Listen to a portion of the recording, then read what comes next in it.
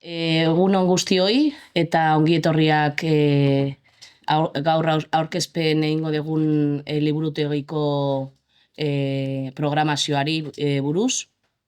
Eta udaliburutegian gaude eta herritarentzako gune bizi, ireki eta hurbil gisa sustatzen jarraitu nahi dugun tokia da.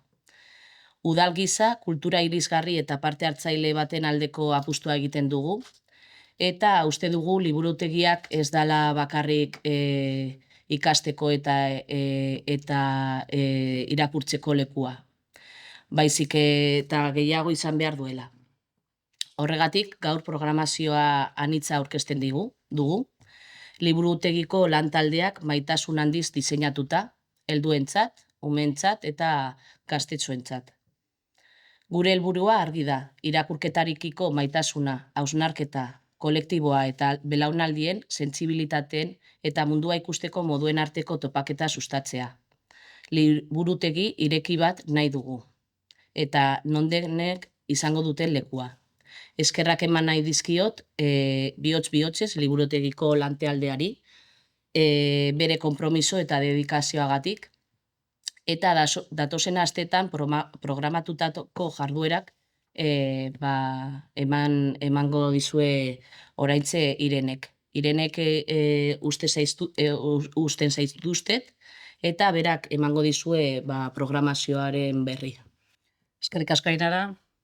Zinegotziak ondo esan duen moduan, gure irakurle komunitatearen interes aniztasuna islatuko duen programazioa eraiki nahi izan dugu. Literatura solasaldien zikloa joan den martxoak 24an astelehenean hasi zen La Fórmula Preferida del Profesor lanarekin, literaturaren inguruko solasaldi eta elkartrukerako espazio bat eskaintzea dugu helburu. Monika Leiba da dinamizazioa eramango duena, eta hurrengo hitzorduetan ere gurekin izango da. Maiatzaren 5ean, Amelie Nothomb Estupor y Temblores lanarekin, ekainaren 2an Stefan Zweig novela de ajedrez liburuarekin. Apirilaren 2an ere oso hitzordu berezia dugu liburutegiarentzat. Haur eta gazte literaturaren nazioarteko eguna delako. Egun horretan, mamuak eta beste auzokide batzuk izeneko ipuin kontaketa izango dugu. 4 eta 10 urte bitarteko umeentzat pentsatua. Txikitatik irakurzaletasuna ereiten jarraitu nahi dugu. Apirilaren 5ean, Lego Spike Robotika hezitzaileko 2 tailer egingo dira liburutegian, 6 urtetik gorako aurrei zuzendua. Jolasa eta programazioaren bidez pentsamentu logikoa, sormena eta taldelana sustatzea dute helburu jarduerak. Apirilaren 11ean, Liburu Baby Klubaren saio berri bat ospatuko da, 0 eta 3 urte bitarteko umeentzat pentsatua. Hileroko ipuin kontaketa da eta gurasoek lagundutakoa izaten da. Apirilaren 23an, dakizuenez, liburuaren nazioarteko egunarekin bat egiten dugu, eta aurten Book Face erakusketa jarriko dugu hilabete osoan liburutegian. Proposamen bisuala eta gaurkoa, liburutegian ere sormenerako tartea badagoelako erakusten duena. Ikus ditzakezuen irudiak Zizurkilgo Plazido Otaño liburutegiko lantaldeak eginak dira. Eta liburuak jolas bisual eta adierazpen artistiko nola bilakatu daitezken erakusten digute.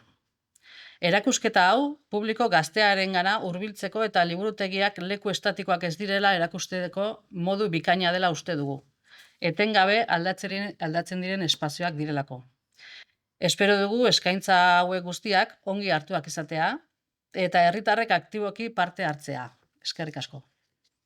Eta gero ez nuen aipatu gabe utzi, apirilaren 8ean, asteartean, Jose Luis Navarroren liburuak retazos daka bilduma, egingo dugu presentazio bat, eta hemen egingo